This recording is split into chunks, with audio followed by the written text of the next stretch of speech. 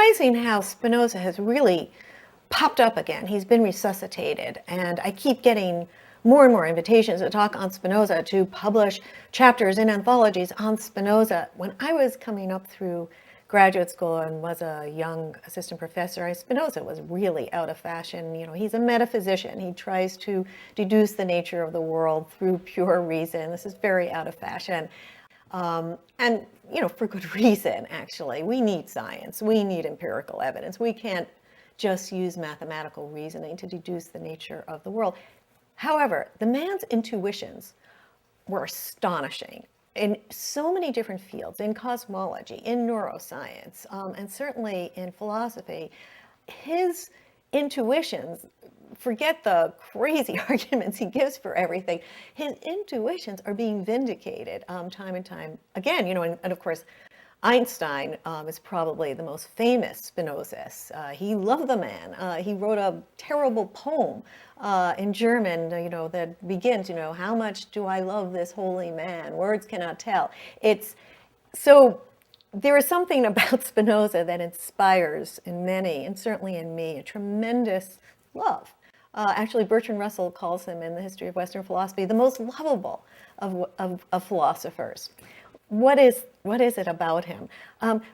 He was not loved in his own time. He was excommunicated by his own Jewish community that consisted of Amsterdam. It consisted of refugees from the Iberian Inquisition, the Spanish-Portuguese Inquisition, that had made it a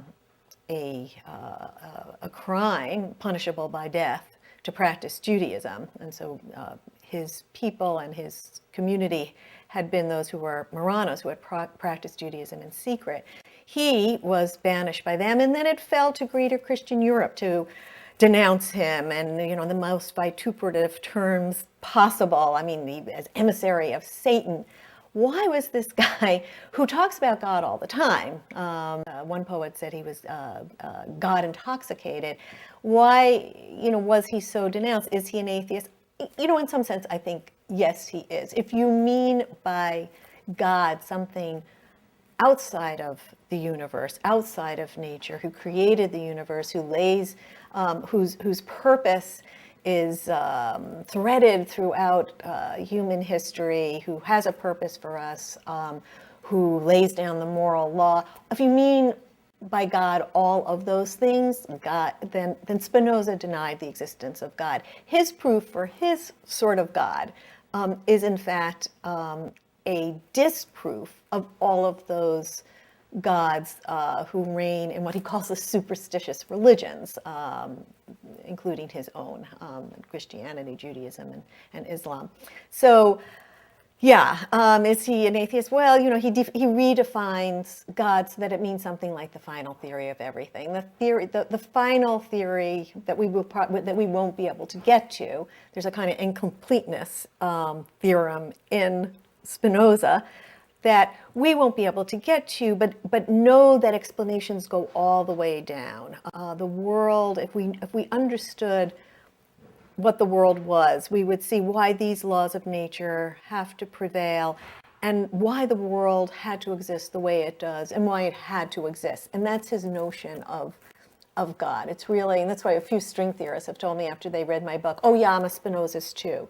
You know, I believe explanation goes all the, you know, that story about how it's turtles all the way down. Well, it's explanation all the way down, even though we won't get to it because the explanations are infinite and we're finite. That's Spinoza's God. I think what the reason he was so denounced was that his magnum opus is called the Ethics. So he tries not only to, you know, this vision of the world that removes the grounds for believing in a transcendent God, but this moral argument that I was just giving before, saying, you know, that you know, okay, we may not need God to tell us where the world came from, but we need God to be able to live moral lives and for there to be morality in the first place. Spinoza tries to ground morality. He tries to derive it out of human nature itself. And that is, I think, very, very relevant. We have right now, finally, psychologists, in particular evolutionary psychologists, catching up to that intuition and also trying to ground morality on the nature of human nature itself. So here's yet another place in which this 17th century thinker's intuitions are only being vindicated now.